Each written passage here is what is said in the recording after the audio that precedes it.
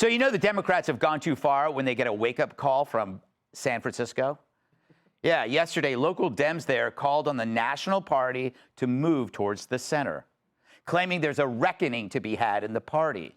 And they aim to save it by rejecting what they deride as performative politics and virtue signaling and embracing quality of life issues. Now, I know what you're thinking. San Francisco? The hotbed of progressivism, long mired by rampant homelessness, drug use, crime, and Jefferson Starship? The same deep blue city that became the breeding ground for such brilliant political minds like Nancy Pelosi, Kamala Harris, Gavin Newsom, and the Unabomber. We're talking about the same San Francisco, right? Well, let this be a warning for Dems. If SF is telling you that you have a problem, you better listen. It's like if Kamala told you, hey, maybe you don't need another shot of Jameson. Or Jay Pritzker saying, hey, go easy on the nacho cheese. Or Trey Gowdy telling you, yeah, you need a new barber. Look at him. He is a cartoon. Now, if the left truly wants to move to the center, they don't need a lecture from a city whose sidewalks are as full of as Jimmy Kimmel after a rubber cement enema.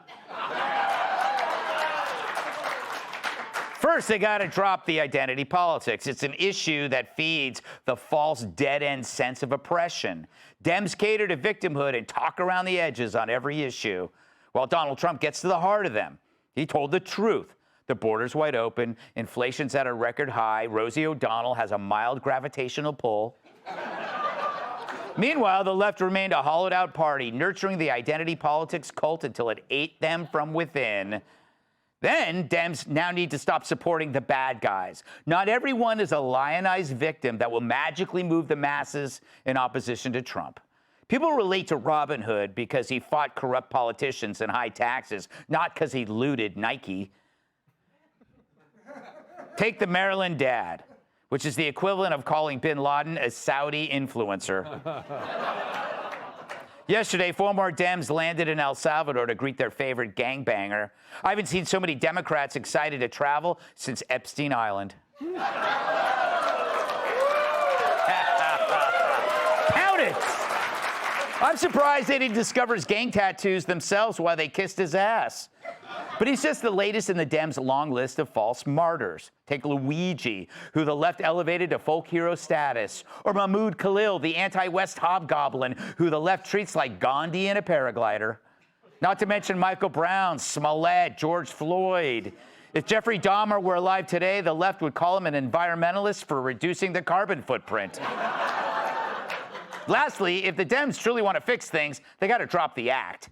Because Dems are desperately attempting a rebrand, and like Jesse's hair, it's fake. They're calling it dark woke. It's an attitude the New York Times calls provocative and edgy, and it's why you have most Dems cursing like they just discovered the 2 Live crew. They see this as a way to win back voters and connect with Trump's bluntness. But if you have to act edgy, you're not.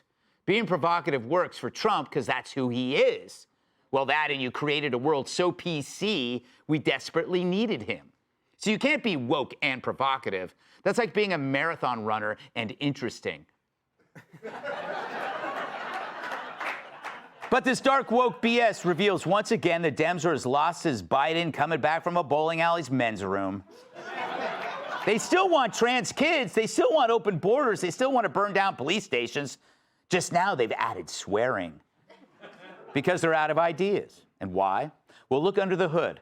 What's the engine for their idea creation? It's identity politics, which both prevents you from thinking beyond your already doomed but shared assumptions, but acts as a barrier against thinking of new ideas and escaping that prison. This is why a new idea can't get out of bed. It's strapped to the gurney with a cast of The View sitting on its chest.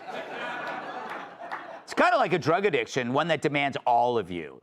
So what if you lost your job and your wife? All you need is me, and if you ever leave me, you will die. That's identity politics. It shrinks your world to a small, confined space, convincing you that the beautiful world outside is the threat. So for the Dems, this isn't a difficult challenge. It's a shift in thinking, where you look at every failed idea you had and see what they have in common. You know, for a drunk, it's always that first drink. For a Democrat, it's fear, a fear that their entire mindset is wrong. It's hard to let go of that, but just try it for one day and see what happens. Let's welcome his crowd work is asking audience, why are you leaving? Writer and comedian Joe DeVito. He likes to perform prostate exams after hours. Chief Patient Officer at the wellness company, Dr. Drew Pittsburgh. She's got a black belt and makes audiences melt. Financial analyst Heather Zumalaga. And in high school, he was most second. In high school, voted most likely to knock up your aunt. New York Times bestselling. Is that you, Joe? That's you, Joe. Yeah, that's you. Yeah. I added that bad part. So, Joe, what do you make of the dark woke? Nothing more like dork woke. Oh, wow. Yeah. Well, that was... They already tried this with the dark Brandon when Yes. they had Joe Biden with mood lighting, which didn't work. Because Yes. You can't have a light near him because he'll walk toward it. Yes. I do laugh at the idea that San Francisco moderates. What is the San Francisco moderate? Is that a drag queen who puts the toilet seat back down when they leave the ladies' room? Is that... I think the problem is the Democrats, they keep picking the worst people to be their heroes. I mean, they literally picked a gang member whose first name starts with the word kill. Yes. That's not good. So yeah, it's crazy. And he's not even MS-30. He's like MS-18. Yes. So that's who they picked. And now, you know, you see them all heading down to El Salvador. But why him? Because we still have American citizens who are held hostage in Gaza. I don't see them booking that flight. Yeah. So that shows you. And it's not. They keep saying we need to rebrand. It's not rebranding. You need to keep rebranding. Your product sucks. Okay, you can't keep saying flaming bag of now in designer colors. It's like no. It's a deeper problem. It's a good point about MS-13. I'm going to wait till they're MS-21 before I ask them out. Go ahead, Drew. I want to talk about dark woke because I want to do a public service here. I want to inoculate the public and the audience without a syringe. I'm going to inoculate you against propaganda. Here are two words that are propagandistic. Every time you hear them, assume propaganda. Chaos. Yes. Friend Scott Adam points that out, and dark. Those are thoughtful propaganda. Do not fall for it. And whenever you hear people saying you are an oligarch, for instance, it's coming from an oligarchy. Yes. What you should hear instead of you are is I am. It's always the way narcissists work. The system has always been like that. They are accusing and projecting of exactly what they're doing every time. Yeah. It's been all through the last 8 years, and here we are again. And last thing about San Francisco, yes, you're right. If they're calling, you are in big trouble. But what they're saying is you need to consider becoming a Republican. Think of what the headline was. Right. And they say that kind of stuff in California, and they go, no, we didn't really mean it. Yeah. And they don't do anything. Yeah, how soon will they have to put out a retraction? Heather, how are you? You seem like you're dozing over there. Dr. Drew saw me in the lobby at the hotel, and I was like, oh, my God, please, I hope he didn't see. I had no hair, no makeup, no hair. She can't get over it. And I was like, maybe he didn't see me. And he goes, hey, I know you. We're doing a show together tonight. I was like, oh, no, my God. So. And she said, well, I have my juice. Wow. And you said, just leave it on the counter, and we'll call you in 3 days and let you know if you got anything. I always hated that. When you had to walk out with the little container and it's warm and you feel like you got to put it on the counter. Heather, this is what happens when you take me off course. The thing about this dark woke stuff is it's not organic. It is like the opposite of organic, I'm finding, is propaganda. Yep.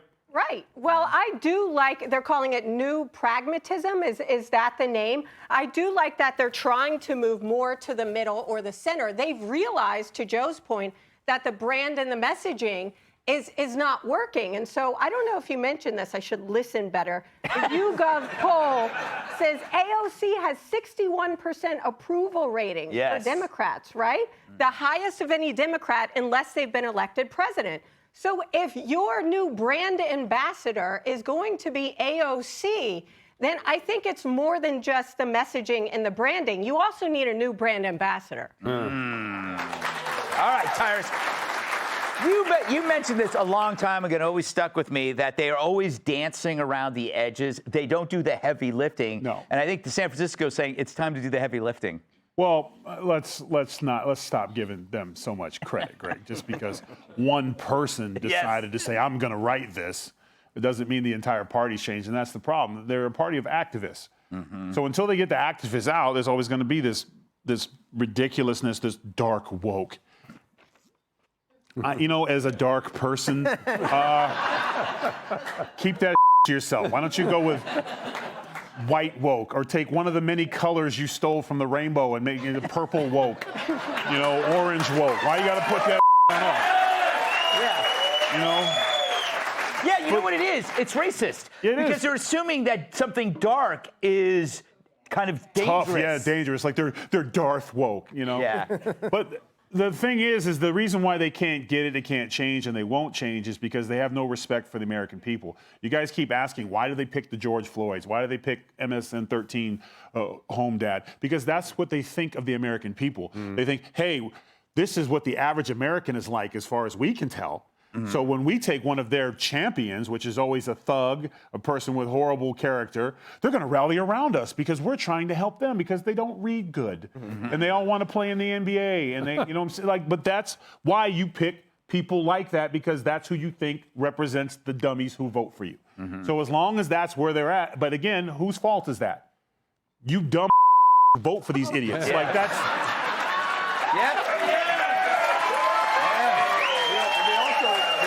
Appreciate that the Republican Party was completely dismantled. The old oligarchy with like Romney and Bush and Cheney. It's a different organization, and they're not willing to do that with the Democratic Party. You know what?